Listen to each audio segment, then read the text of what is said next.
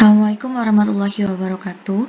Setelah kita mempelajari mengenai medan magnetik, kita akan membahas mengenai submateri masih berbicara tentang magnetik, yaitu gaya Lorentz. Di mana gaya Lorentz ini terbagi menjadi tiga. Ada gaya Lorentz pada kawat penghantar lurus, gaya Lorentz pada muatan yang bergerak, dan yang ketiga adalah gaya Lorentz pada dua atau lebih kawat penghantar lurus.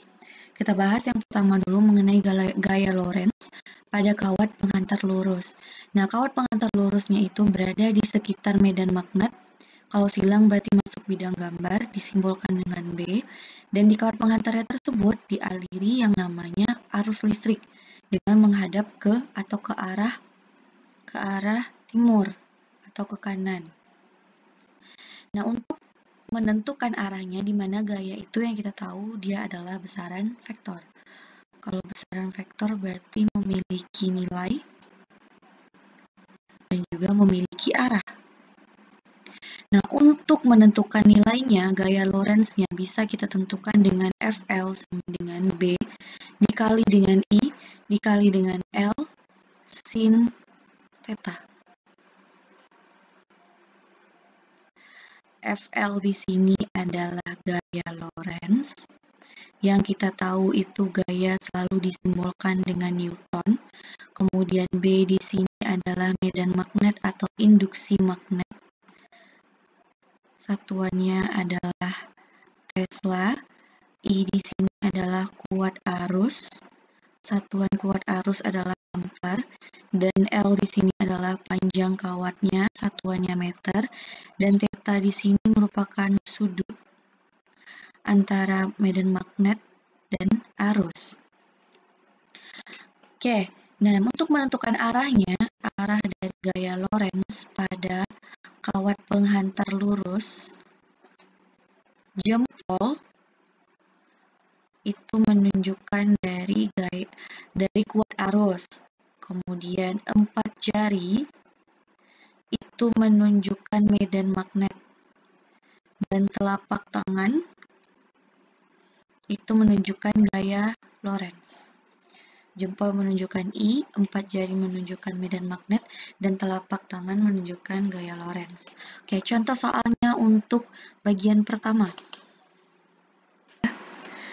Jika ada sebuah kawat penghantar dengan induksi magnet atau medan magnet sebesar 0,2 Tesla, arusnya adalah 5 ampere dan panjangnya adalah 50 cm.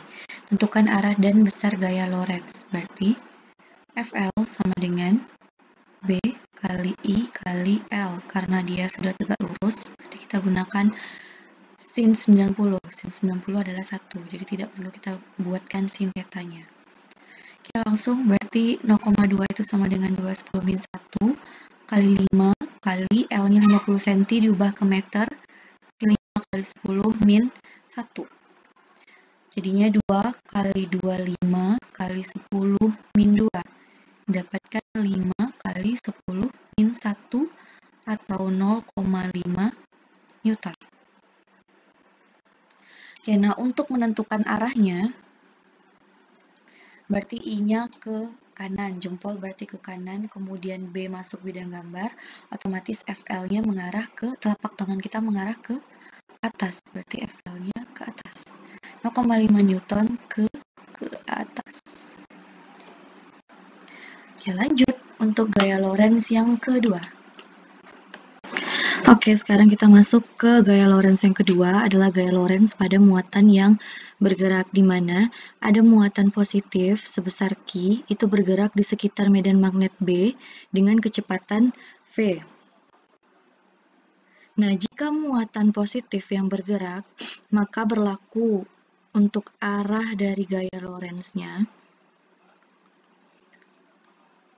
Ibu jari kita itu menunjukkan kecepatan, kemudian 4 jari lainnya itu menunjukkan medan magnet, dan telapak tangan kita itu menunjukkan gaya Lorentz. Bedanya dengan yang pertama itu, ibu jari menunjukkan kuat arus. Kalau yang kedua, ibu jari itu menunjukkan kecepatan dari muatan tersebut. Nah, berarti kalau dari gambar ibu ini, arah gaya Lorentz kita kemana? Jempol kita ke kanan, B kita masuk bidang gambar, FL-nya berarti ke atas. FL-nya berarti ke atas. Nah, untuk mencari besar gaya Lorentz-nya, bisa kita tentukan dengan rumus FL sama dengan B kali Q kali V kali sin theta. Nah, V di sini merupakan kecepatan dari partikel. Satuan kecepatan adalah meter per sekon. Nah, kalau misalkan dia membentuk sudut 90 ya udah, berarti sin-nya itu adalah sin 90. Otomatis rumus FL atau gaya Lorentz-nya adalah B kali I kali L. Nah, berbedanya dengan gaya Lorentz pada muatan yang bergerak, jika muatannya ini bergerak dengan sudut 90 derajat atau dengan membentuk sudut 90 derajat, maka lintasannya itu akan berbentuk lingkaran.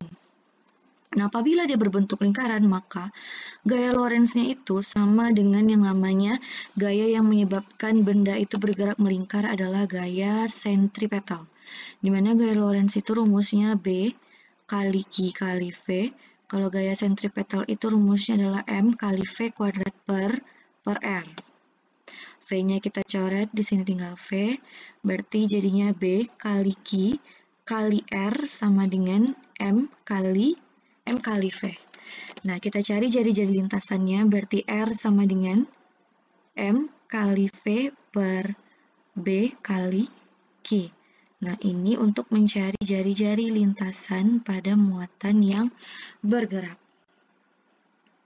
Oke, lanjut. Yang ketiga.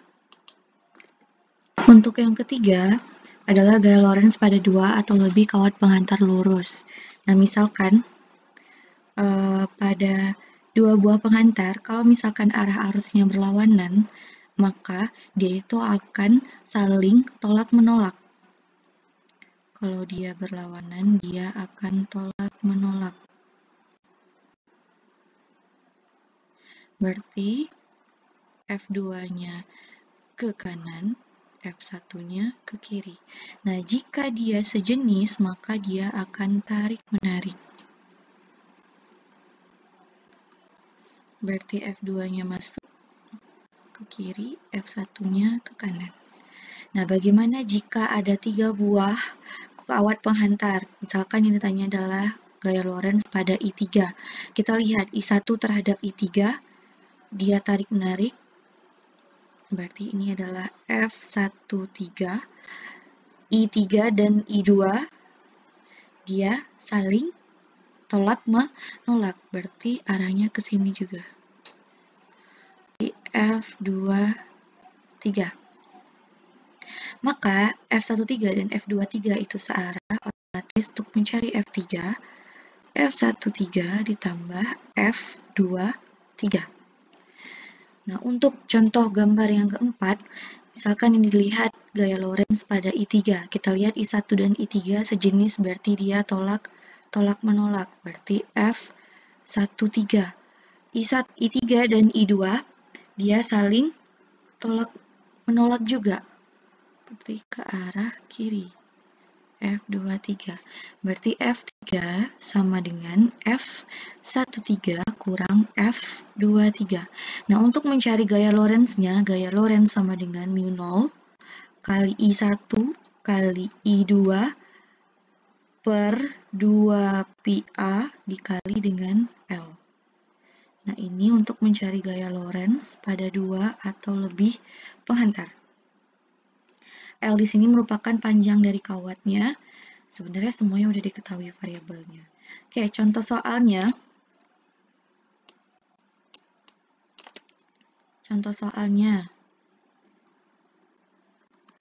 Misalkan ada 3 buah penghantar. I1, ada I3, kemudian ada I2. I1 itu nilainya adalah 2 ampere, I2 nilainya 3 ampere, dan I3 misalkan 5 ampere. Kita misalkan jarak I1 I3 itu 2 cm, jarak I3 dan I2 3 cm. Ini tanya gaya Lorentz pada kawat ketiga. Berarti kita lihat dulu gayanya. I1 dan I3 dia saling tolak-menolak. Berarti F13. I3 dan I2 dia saling tolak-menolak juga. Berarti F2, 3. Oh, tarik-menarik. Dia sama-sama ke bawah ya. Berarti tarik-menarik. F2, 3. Berarti F3 sama dengan F13 tambah F23. Kita masukkan rumusnya berarti mu 0 kali I1 kali I3 per 2 pi A1 tambah mu 0 kali I3 kali I2 per 2 pi A2. Misalkan di sini yang dimintanya adalah gaya Lorentz per satuan panjang. Nah, apa yang sama di kedua variabel? Ada mu 0, kemudian ada I3 yang sama per 2pi. Ini karena cm, otomatis ya nanti ada 10 min 2-nya. Tinggal di dalamnya I1 per A1 tambah I2 per A2.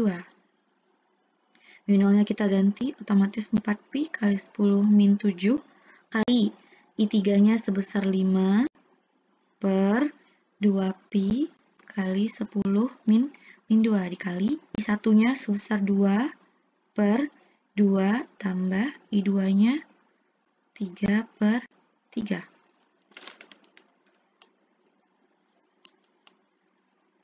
Oke, kita selesaikan hitung-hitungannya. 4pi sama 2pi habis, tinggal 2. 2 kali 5, 10. 10 kali 10 min 7, 10 min 6. Kali 10 min 2 dikataskan jadi positif. Kali 1 tambah 1. Berarti jadinya 10 pangkat min 4 kali 2. Atau 2 kali 10 pangkat min 4 Newton. F3-nya. Oke, demikian. Oh, Newton per meter, karena dia persatuan panjang ya. Oke, demikian pembelajaran kita tentang gaya Lorentz dan medan magnetik itu dikatakan sudah selesai materinya atau teorinya.